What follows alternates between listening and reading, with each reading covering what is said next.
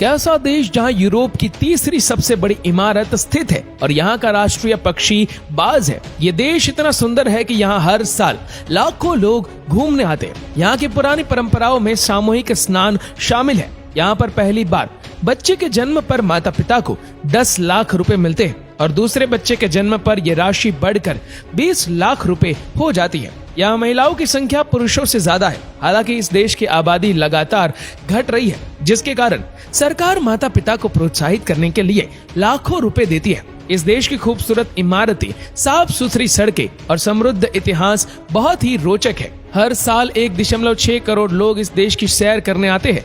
यहाँ के चर्च और महल देखने लायक है। दोस्तों, ये है हंगरी, जो यूरोप के नक्शे के बिल्कुल बीचों बीच आता है। इस देश में पिछले कई सालों से जनसंख्या का ना बढ़ना परेशानी की बात रही है, जिस वजह से यहाँ पर काम करने और रहने के लिए दूसरे देशों से आए हुए लोगों की गिनती लगातार बढ़ती जा रही है। 10 साल पहले हंगरी में एक बड़ी घोषणा की गई थी, जिसमें जो परिवार ज्यादा बच्चे करेगा उसे उतने ही ज्यादा पैसे और सुविधाएं दी जाएगी। इतनी सारी सुविधाएं देने के बावजूद भी यहाँ की जनसंख्या तेजी से नहीं बढ़ रही। हंगरी का क्षेत्रफल केवल 93,000 स्क्वायर किलोमीटर में फैला हुआ है, जो दुनिया का 108वां बड़ा देश है। इस देश में केवल 96 लाख लोग रहते हैं, जिसमें पुरुष केवल 86 लाख है, जबकि महिलाओं की आबादी 50 लाख है। हंगरी की राजधानी बुडापेस्ट इस देश का सबसे खूबसूरत शहर है। ये शहर पूरे यूरोप के सबसे पुराने शहरों में से एक है। ये शहर अपने शानदार आर्किटेक्चर, ऐतिहासिक जगहों और संस्कृति के लिए मशहूर है। ये है हंगरी का संसद भवन, जो यूरोप की सबसे बड़ी संसद भवनों में गिनी जाती है। इसका डिजाइन 11वीं शताब्दी की इमारतों के आधार पर बनाया गया है, जिसे गॉथिक कहते हैं। इसमें गुंबद शामिल है, बड़ी बड़ी खिड़कियां हैं जिनके शीशे रंगीन है और दरवाजे की शेप थोड़ी अलग है।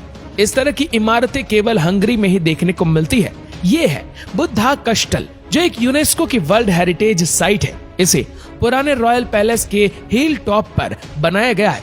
यहाँ से खड़े होने पर पूरे शहर का नजारा देखा जा सकता है। ये एक समय में यहाँ के राजाओं का घर हुआ करता था। कई अलग अलग राजा यहाँ रहे, जिन्होंने इसे अपने अनुसार फैलाया और खूबसूरत बनाया। इसे बनाने की शुरुआत 13वीं शताब्दी में हुई थी। साल 1987 में यूनेस्को ने इसकी देखरेख की जिम्मेदारी उठाई।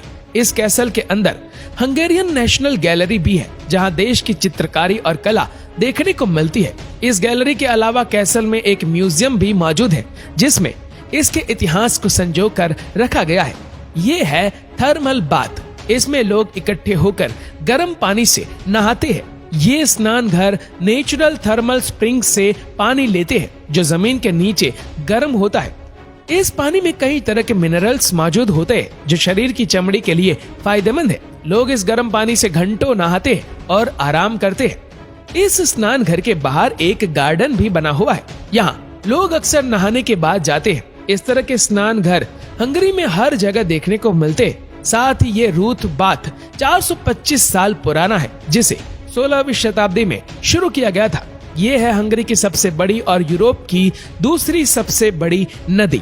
हंगरी की नेशनल लैंग्वेज भी हंगेरियन है। आज जिस बॉल पेन का इस्तेमाल पूरी दुनिया कर रही है, उसकी खोज हंगरी में ही हुई थी। इसके अलावा रूबिक क्यूब, जो विश्व प्रसिद्ध पजल है, उसे भी हंगरी में ही बनाया गया था।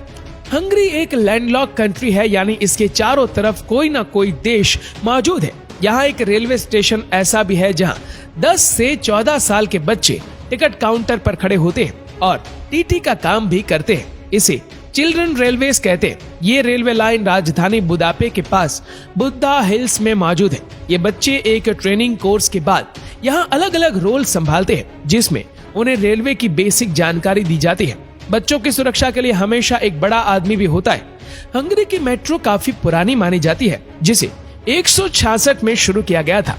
हंगरी में एक गाना ऐसा भी है जो इतना दुखद है कि इसे सुनने के बाद बहुत सारे लोग आत्महत्या कर लेते हैं। इस गाने का नाम है गैलूमी संडे। इस देश के लोगों को पानी से बहुत प्यार है। यहाँ बहुत सारे इंडोर और आउटडोर स्विमिंग पूल बने हैं। यहाँ के ज्यादातर लोग तैराकी करना जानते हैं।